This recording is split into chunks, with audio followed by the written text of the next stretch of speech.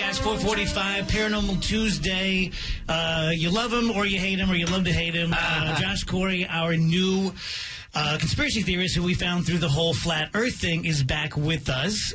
So you want to call about whatever he's going to talk about, 969-9797. And as I understand it, Josh, today we're talking about, is the United States a democracy? Is it a constitutional republic? If not, what is it? When did it change? All that kind of stuff, right? Absolutely. Okay. So tell me, let's start with, what do most people who go through the public school system think the United States is? I really hesitate to speak for most people. The impression I get is it's just this democracy. Everybody's democracy now. Everybody's standing for democracy. We're here to spread democracy. America wants to spread democracy across the world, and democracy is just basically 51% mob rule. Whoever gets the majority of the votes, that's what they get to impose on the 100% of the people. Which is, I agree with you. I think that's what most people think the United States is. Mm-hmm. If you went out, man on the street, then again, man on the street's pretty damn stupid, they would just say, we're a democracy. And then I've heard say, no, we're a constitutional republic. That's different. Absolutely. How is it different, and which one do you think we are? Well, the way we originated, you can think we were started in England, and we were coming over to the New World, setting up plantations and shipping money back to England to pay for our voyage over. They started taxing us, increasing their control. We said, you know what, enough of this. We want to stand on our own 2 feet now. We're good, but we still have all these loans, so we're kind of in debt. And when we fought the War of Independence, we went in debt to both England and France to kind of help protect us. We weren't able to pay back these loans, and I had all of these colonies minting their own coins and their own money, and it was causing a lot of confusion as to how things were getting paid and how that debt was going to get paid. Mm-hmm. Just stay right on it there. Gotcha. So what happened was Lincoln needed to renegotiate the terms of this loan. And according to the new terms, England wanted to take control of all the lands of, well, it's now 32. So we're up to Lincoln? Yes. Okay. 32 of these colonies, these states. We call them nations, we call them states, whatever they are, independent, sovereign nations. These states, as collateral, England wanted the land that they sat on. For the loans that we still owed? As collateral, as a renegotiation of these loans. So even when we won the Revolutionary War, they're like, okay, you got us, but you still owe us millions of dollars. Sure. Well, it's all done through the bankers. Okay. And we have, governments and then already the bankers things I didn't know. Yeah. So the South wasn't really keen on giving their lands or even risking their lands falling into English hands. Yeah. So when Congress was convened, there were congressmen from the South that just up and walked out. So there were only limited things they could vote on at the time, and one of them was when they could reconvene, to set a time to come back to reconvene Congress. But without all the people there, they couldn't cast that vote. So what happened was called the sine die, or where the sun set on the Congress without a date to reconvene.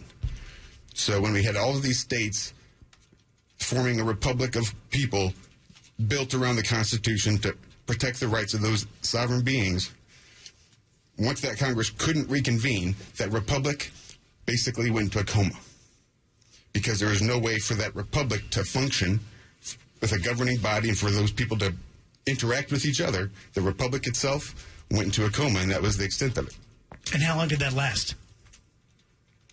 Well, that's... Maybe until now? Well, I think there's a good way we could argue that there's a lot of stuff going on still till now that a lot of us weren't quite aware of. Okay, so that seems like, one, kind of a foreseeable clerical kind of thing that we should have accounted for. Hey, these guys just took off for whatever reason. So what was the next thing that happened? Obviously, we kept on going. Well, Lincoln said he has this right to protect the republic. Right. He has to do, at all costs, he needs to protect the republic. So he took it upon himself to initiate martial law.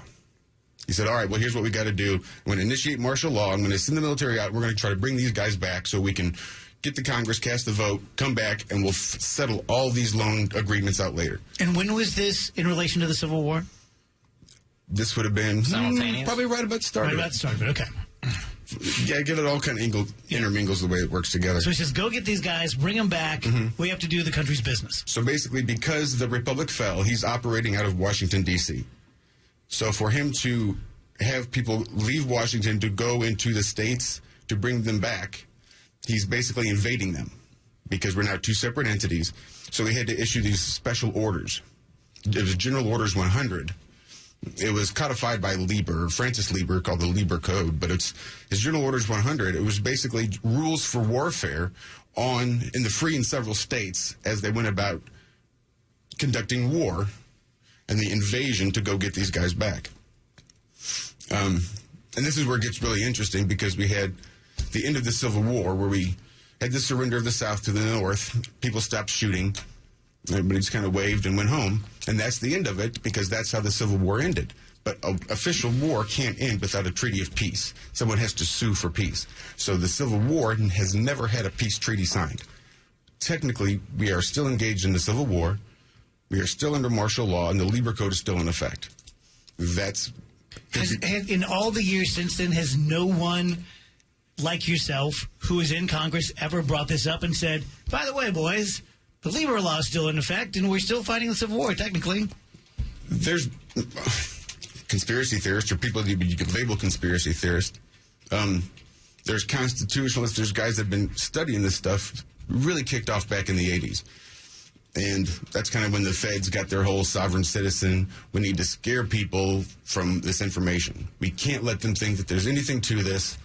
So some guy claims to be a sovereign citizen, blasts off and kills some cops, and everybody's scared to even look at the information because, God forbid, they be thought of as a sovereign citizen. And then. So I guess a lot of this, too, would come down to IRS. The people say, I don't have to pay my taxes because XYZ. Well, sort of. That kind of gets back at the end of the Civil War. So it was we never got that treaty of peace. So the Civil War was still happening, but they still started to reconstruct the South. So we had these 3 Reconstruction amendments to the Constitution, the 13th, 14th, and 15th. So we're just kind of acting as if. Let's just act as if everything's fine. Go about business as usual, and if no one brings this up, keep quiet. But someone knew it, right? I mean, now, all these decades later... Oh, sure. Yeah, it seems like conspiracy, but at the time, people had to be saying, I think it could be argued pretty well that Lincoln had a plan to restore the Republic and to actually start for the country to mint its own currency. I mean, he did. It was the greenbacks. Yeah. And that's how they were going to pay it off. But the bankers can't make money that way. They can't earn interest that way. So rather than end the Republic and print the money, we had to get rid of Lincoln before that Republic could be restored. So who paid England off eventually? Well, that's a little bit further down the line once we get into the Washington, D.C. and that actual incorporation of this company. But you think that had something to do with the assassination? Probably.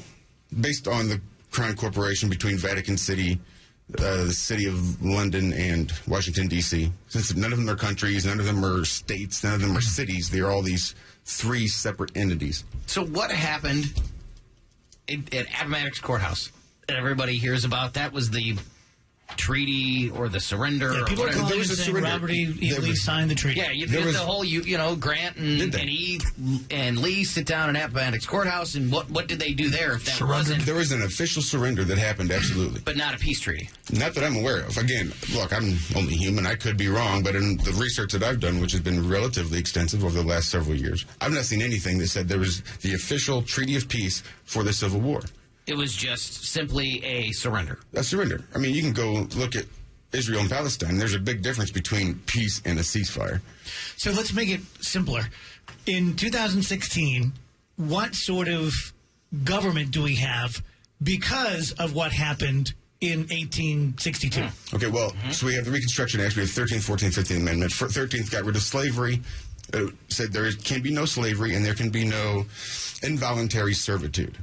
Apparently, they wanted to make a very clear distinction on the 13th between slavery and involuntary servitude, which to me kind of seemed to be the same thing, except that when you bring the 14th in, what that's doing is introducing what's called voluntary servitude, where you don't have what's called unalienable rights, where people can't come and say, okay, your rights are now mine, and I'm going to take them from you. What you do have are inalienable rights, which aren't even really inalienable because you can alienate them through contract. You can say, okay, here's my rights. So you can alienate your rights at any given time, but your rights cannot have a lien put against them. And what was the practical import of that? How did that change life as we know it? Well, the difference, it's all in the wording. As a former attorney, I'm sure you can understand the difference between common English and legalese. They sure appear to be very, very similar, but the definitions of the words are completely different. The words look the same, but are defined differently. So it's a whole new language. You can almost say it's a whole new society now, because the people that use legalese operate under a whole new society and their own rules. Paranormal Tuesday, Josh Corey, our conspiracy theorist, talking about what we are as a government. Are we a democracy? Are we a constitutional republic? How did it change? When did it change? And what are we right now? Quick break, right back. Your phone calls 969-9797.